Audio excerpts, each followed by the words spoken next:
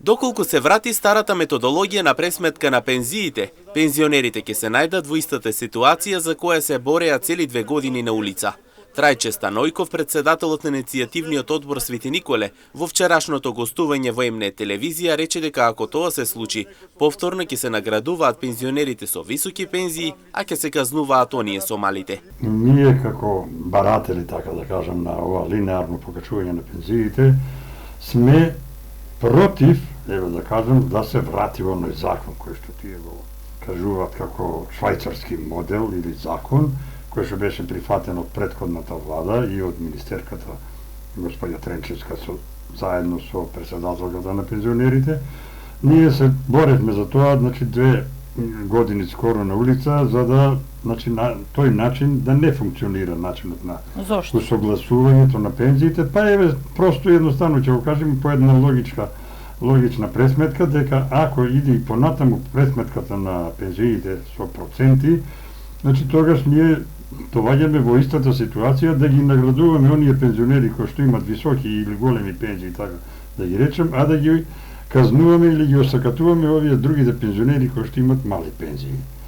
На тој начин, ние не вршиме, да речем, уравниловка, но бараме да бидеме подеднакво наградени во тој смисол, затоа што сега ќе покажам, овде белешката моја која што е пензионерска и во која што пишува дека ние сите во пензискиот фонд таму одвојуваме 170 дена. Денври пензионерите од иницијативните одбори не најдат на разбирање и усогласување, стојат цврсто со ставот дека нема да гласаат. И ние доколку во септември не наидеме на разбирање со преговори, разговори и усогласувања и така натака проценти и не знам што, ние слободно уште сега можеме да им кажеме на тие кои што ќе сакаат да бидат на власт, дека од нас ќе имате оваков глас.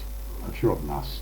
Или ќе го звртиме ливчето, од другата страна ќе нема ништо, ние такви ќе бидеме како гласачи, заради тоа што сакаме да продолжиме да живееме и во 26-та година, 27-та, 8-та. Па и за младите? Не се бориме за на нас сега како генерација да не удоволат да ни дадат каква таква пензија, а остатокот кои што ќе дојдат после нас, на нив да им ги предлагат новите закони, па не знам, новите усогласувања и ово. Ние се бориме, како категорија на пензионери.